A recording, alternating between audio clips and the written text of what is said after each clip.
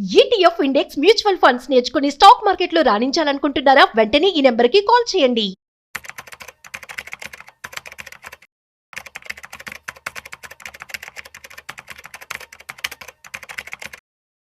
నమస్తే, welcome back to Suman TV. Present మనతో పాటు ఉన్నారు స్టాక్ మార్కెట్ అనలిస్ట్ సుందరరామరెడ్డి గారు. నమస్తే సార్. నమస్తే.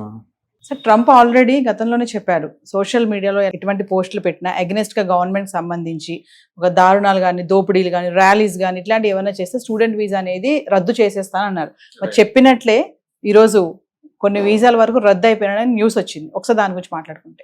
ఈ రోజు బీబీసీ రిపోర్ట్ ప్రకారం 6,000 స్టూడెంట్ వీసాలు రద్దు అవుతున్నాయండి. అండ్ అందులో ఏంటంటే అక్కడ ట్రాఫిక్ వైలెన్స్ అవుతున్నా, లేకపోతే ఏదైనా డ్రగ్ దాంట్లో దొరుకుతున్నా, లేకపోతే ఏదైనా ఫినాలిటీ, ఏదైనా రోడ్ యాక్సిడెంట్లో ఇది అవుతున్నా, అంటే రకరకాల అక్కడ ఉల్లంఘనల వల్ల వాళ్ళ వీసాస్ అన్ని క్యాన్సిల్ అవుతుంది అనమాట. మనం గుర్తుపెట్టుకోవాల్సిందంటే అమెరికాలో దగ్గర దగ్గర 10 లక్షల మంది స్టూడెంట్స్ ఉన్నారండి అక్కడ, అంటే రకరకాల ప్రోగ్రామ్స్ లో. అందులో నుంచి జస్ట్ 4,000 మంది 6,000 మంది అంటే పెద్ద అమౌంట్, పెద్ద లెక్క దగ్గర నెంబర్ ఏం కాదు అది. ఎందుకంటే ఎనీ పాయింట్ ఆఫ్ టైంలో అక్కడ స్టూడెంట్స్కి ఈ కేటగిరీ కింద వస్తూ ఉంటారు. కాకపోతే ఈసారి ఎందుకు ఈ 6,000 మంది రద్దు అంత న్యూస్ అవుతుంది అంటే, ఇప్పుడు ట్రంప్ H1 వీసాలకు వ్యతిరేకం, అంటే ఫారిన్ స్టూడెంట్ రావడానికి వ్యతిరేకం, ఫస్ట్ అమెరికా అంటున్నారు. వీటన్నిటి వల్ల ఏంటంటే ఆ న్యూస్ వైరల్ అవుతుంది అంతే. అండ్ కాబట్టి బీబీసీ వాళ్ళు ఎప్పుడైతే పబ్లిక్ చేశారో సోషల్ మీడియా అంతా టామ్ చేసుకుంటా పోతున్నారు. అంటే మామూలుగా సార్, మరి అబ్రాడ్ వెళ్ళి ఎడ్యుకేషన్ చేయాలనుకునే మన వాళ్ళ పరిస్థితి ఏంటి మరి? ఇండియాలో ఈ పాయింట్ ఆఫ్ టైంలో 15 యూనివర్సిటీ వాళ్ళు అబ్రాడ్ లో ఉన్న యూనివర్సిటీలు, అమెరికాలో టాప్ మోస్ట్ యూనివర్సిటీలు, America, Canada, Italy, New Zealand and Britain, ఈ అన్ని కంట్రీల్లో ఫేమస్ యూనివర్సిటీలు మొత్తం కూడా ఇండియాలో 15 ఆల్రెడీ ఆపరేట్ అవుతున్నాయండి. ఒకసారి గూగుల్ హిట్ చేయండి, మీకు అర్థమవుతుంది. అందులో 15 యూనివర్సిటీలకు ఆల్రెడీ యూజీసీ అప్రూవల్స్ వచ్చేసినాయి. అంటే మనం ఉస్మానియాలో చదివినా, వాటిలో చదివినా ఒకే డిగ్రీ అనమాట అది. ఇంకొక 15 క్యూలో ఉన్నాయి ఆల్రెడీ. అంటే ఇంటర్నేషనల్ యూనివర్సిటీలు మొత్తం 30 ఉన్నాయి ఇండియాలో ఈ పాయింట్ ఆఫ్ టైంలో. ఇప్పుడు చెప్పండి, అమెరికాకి ఎందుకు పోయి చదవాలనుకుంటున్నారు? అంటే ఒకటి, ఇండియాలో ఏంటంటే ఇక్కడ ఆపర్చునిటీ చాలా తక్కువ ఉంటాయి. రెండోది, ఐఐటీల్లో మొత్తం లెక్కేసుకుంటే దగ్గర దగ్గర ఒక 17,000 సీట్స్ ఉంటాయి ఐఐటీలో. ఫస్ట్ ఐఐటీ పాస్ అవ్వగానే వాళ్ళ ఫస్ట్ టార్గెట్ ఏంటంటే అబ్రాడే ఉంటుంది, అక్కడ టాప్ మోస్ట్ యూనివర్సిటీలో సీట్ రావాలన్నట్టు. వాళ్ళకి వచ్చేది కూడా అంత మెరిట్ ఉంటుంది కాబట్టి మెరిట్ ఉన్న వాళ్ళందరూ ఒకటి అమెరికా చేరుతారు. రెండోది, ఇక్కడ ఏ సీట్లు రాకుండా ఉన్నోళ్ళు కూడా ఎవరైనా తెలిసిన రెఫరెన్స్ ఉంటే వాటికి వెళ్తా ఉంటారనమాట. ప్రాబ్లం ఏముంటుందంటే ఇండియాలో అంటే ఇక్కడ అంతా రిజర్వేషన్ అని, లేకపోతే లిమిటెడ్ సీట్లు కానీ, లేకపోతే అఫోర్డబిలిటీ ఉండటం వల్ల కానీ, వీటన్ని రీజన్ వల్ల ఏంటంటే అబ్రాడ్లో చదివే వాళ్ళు ఎక్కువ అవుతుంటారు. అంతెందుకు చిన్న చిన్న కాలు నొప్పులు వచ్చినా సరే అమెరికాలో వైద్యం చేసుకుంటే ఒక పిస్టేజిలా చూసుకుంటారు. పొలిటీషియన్ మనం ఎంతమంది చూస్తున్నాము. అలాగే ఎడ్యుకేషన్ కూడా అలా చూస్తారనమాట. అందుకని అబ్రాడ్లో ఎక్కువ మంది నిజంగా అందరూ అల్ట్రా మెరిట్ వాళ్ళు అంటే కాదండి. ఐటీ నుంచి వెళ్ళే వాళ్ళైతే అయితే మనం మెరిట్ అనుకోవచ్చు. ఇక్కడ నార్మల్ చదివిన వాళ్ళు కూడా అమెరికా పోయి చదవాల్సిన అవసరం ఏం లేదనమాట.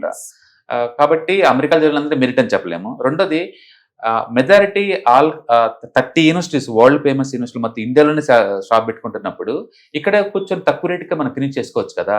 రెండోది, వాళ్ళు ఇచ్చే డిగ్రీ వరల్డ్ వైడ్గా అథెంటికేషన్ ఉంటుంది, అంటే ఇండస్ట్రీ రెస్పెక్ట్ ఇస్తుంది వాటికి. ఇప్పుడు హార్వర్డ్ యూనివర్సిటీ నువ్వు అక్కడ పోయి చదివినా, కెనడాలో ఉన్న వాళ్ళ బ్రాంచ్ దగ్గర చదివినా పెద్ద తేడా ఏమి ఉండదు.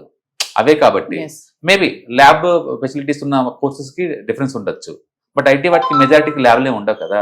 అందుకని వాళ్ళ కరికులం వరల్డ్ వైడ్ ఒకేలాగా ఉంటుంది కాబట్టి ఈవెన్ ఇండియాలో చదివిన సరే అలాగే ఉంటుంది. వాళ్ళు అట్టాగా ఇండస్ట్రీ టైప్ ఉంటాయి కాబట్టి అదే ఇంటర్నేషనల్ కంపెనీస్ మొత్తం కూడా ఇదే క్యాంపస్కి వస్తాయి. కాబట్టి ఇండియా వాళ్ళు అమెరికాకి ఎక్స్పోజర్ లేదు అంటే, ఒకవేళ అమెరికాలో ఏదన్నా అక్కడ సెటిల్ అవడానికి మీకు ఏదైనా రీజన్ ఉందేమో కానీ పార్ట్ టైం జాబ్స్కి వాటికి ప్యూర్లీ ఎడ్యుకేషన్ పర్పస్ కోసం అనుకుంటే కనుక ఇండియాలో ఐఐటీలోనే సరిపోతుంది. అది సరిపోయినప్పుడు గ్రాడ్యుయేషన్ లెవెల్లో, పీజీ లెవెల్లో ఈ 30 ఇంటర్నేషనల్ యూనివర్సిటీలు వచ్చేస్తున్నాయి. ఇవి సరిపోతాయి మనకి. మన ఐఐటీలు అనేది అబ్రాడ్కి వెళ్తున్నాయి, అంటే దుబాయ్కి వెళ్తున్నాయి, మలేషియాకి వెళ్ళిపోతున్నాయి. వీళ్ళే ఇంటర్నేషనల్కి వెళ్ళిపోతున్నారు. ఐఐటీలో సీట్లు కూడా డబల్ చేయబోతున్నారు, ఇండియాలో మెడికల్ సీట్లు డబల్ చేయబోతున్నారు. అంటే ఇలాంటి టైంలో మళ్ళీ అమెరికాకు పోయి అక్కడ చదవాలని రూల్ ఏం లేదు. ఒకటైతే నిజం, రాను రాను అమెరికాలో ఈ ఎడ్యుకేషన్ సిస్టమ్ టైట్ అయిపోతూ ఉంటుంది, వీసాలు తక్కువ వస్తూ ఉంటుంది. అండ్ ఇప్పుడు కెనడా మళ్ళీ బ్రిటన్ ఓపెన్ అవుతున్నాయి కాబట్టి అక్కడ పోయే ఛాన్స్ ఎక్కువ ఉంది. ఏదైనా సరే బ్రిటన్ తోటి మనం ఫ్రీ ట్రేడ్ అగ్రిమెంట్ జరిగింది కాబట్టి అక్కడి నుంచి చాలా ఈజీగా ఉంటుంది. కాబట్టి ముందు రోజుల్లో బ్రిటన్ హాట్ ఫేవరెట్ అయ్యేలాగా ఉంది అమెరికాతో పోల్చుకుంటే. అమెరికా అంత రిస్ట్రిక్షన్స్ అక్కడ లేవు కాబట్టి చదువుకునే వాళ్ళకి బ్రిటన్ మళ్ళీ టాప్ స్లాట్కి వచ్చే ఛాన్స్ ఎక్కువ ఉంది. సో వ్యూవర్స్, స్టాక్ మార్కెట్ గురించి కానీ, mutual funds, SIP investment planning కానీ, ఇంట్రాడే ట్రేడింగ్ కానీ, కొత్తగా మేము ట్రేడింగ్ చేయాలనుకుంటున్నాం అనుకున్న వాళ్ళు ఖచ్చితంగా సుందరరామరెడ్డి గారి ఆగస్ట్ సెప్టెంబర్లో జరగబోయే వెబినార్కి ఎన్రోల్ చేసుకోండి. ఇంట్రెస్ట్ ఉన్న వాళ్ళు స్క్రోల్ అవుతున్న నెంబర్కి కాల్ చేస్తే మా టీం మీకు అందుబాటులో ఉంటుంది. మామూలుగా ఒక అపోహ అయితే ఉంది కదా సార్, ఇక్కడ చదివిన చదువుకి ఉద్యోగాలు రావు అందుకే దూరం వెళ్తున్నాము, అబ్రాడ్ వెళ్ళి చదువుకుంటే అక్కడ వెంటనే ఉద్యోగం వస్తుంది. కొంత నిజం కూడా, ఎందుకంటే ఇండియాలో ఒక బీఈ బీటెక్ ఎంటెక్ చదివే వాళ్ళు మొత్తం ఎనీ పాయింట్ ఆఫ్ టైంలో ఒక 25 lakh స్టూడెంట్స్ ఉంటారండి. Yes. ఒక తెలంగాణ ఆంధ్రాలోనే 4 లక్షల మంది స్టూడెంట్స్ ఉంటారు బీటెక్ ఎనీ పాయింట్ ఆఫ్ టైంలో. లాస్ట్ ఇయర్ వాళ్ళు ఈ ఇయర్ వాళ్ళు ఊహించుకుంటే మీరు 8-9 లక్షల మంది ఉంటారు. ఇండియాలో మీరు చూశారు జాబ్స్ అన్ని పీకేస్తున్నారు తప్ప తీసుకుంటున్న వాళ్ళు ఎవరు Yes. లేరు. ఇలాంటి టైంలో ఈ కంట్రీ కాకుండా బయటికి వెళ్ళాం అనుకోండి, అక్కడ ఫెసిలిటీస్ ఎక్కువ ఉంటాయి, జాబ్ ఆపర్చునిటీ ఎక్కువ ఉంటాయి కదా, Yes. అక్కడ డిమాండ్ ఎక్కువ ఉంది జాబ్స్కి. ఇక్కడ లేదు, ఒక జాబ్కి 10 మంది పోటీ పడాలి.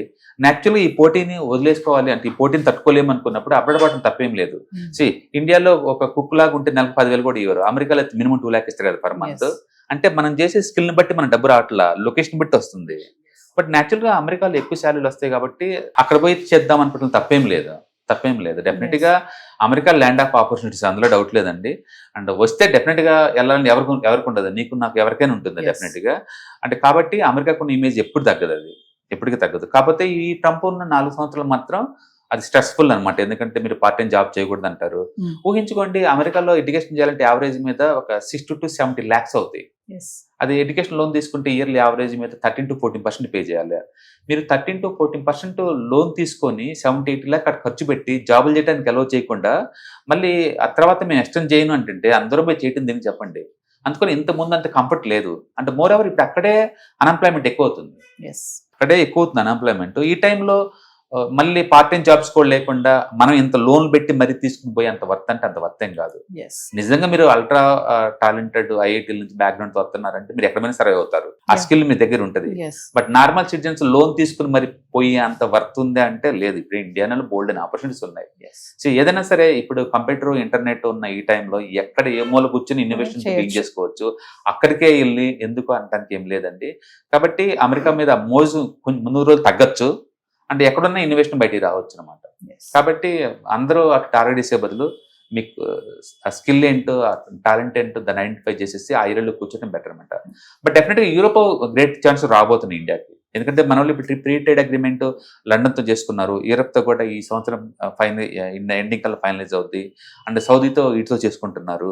అంటే చాలా కంట్రీస్తో మన వాళ్ళు ఫ్రీ ట్రేడ్ అగ్రిమెంట్ జరుగుతుంది అనమాట. అప్పుడు ఏంటంటే cultural exchange, education exchange easy అవుతుంది. Yes. కాబట్టి ఎవరికైనా కావాలి అనుకుంటే ఈ కంట్రీకి వెళ్ళొచ్చు. బట్ ఐటీకి డెఫినెట్గా అమెరికా ఈజ్ నెంబర్ 1, అందులో డౌట్ లేదు. ఐటీ అంటే బ్రిటన్లో పెద్దగా ఉండవు, ఛాన్స్లు ఏముండవు, యూరోప్లో పెద్దగా ఉండవు. But America the best IT సంబంధించి. రెస్ట్ ఆఫ్ ద ప్యాక్ నువ్వు ఎక్కడ చేసినా ఒకేలాగా ఉంటుంది. Yes. Thank you, sir. Hi, stock మార్కెట్లో వాలటిలిటీకి దూరంగా ఉంటున్నారా? పోర్ట్ఫోలియోస్ అన్ని కూడా రెడ్లో ఉండి బ్లీడ్ అవుతున్నాయా?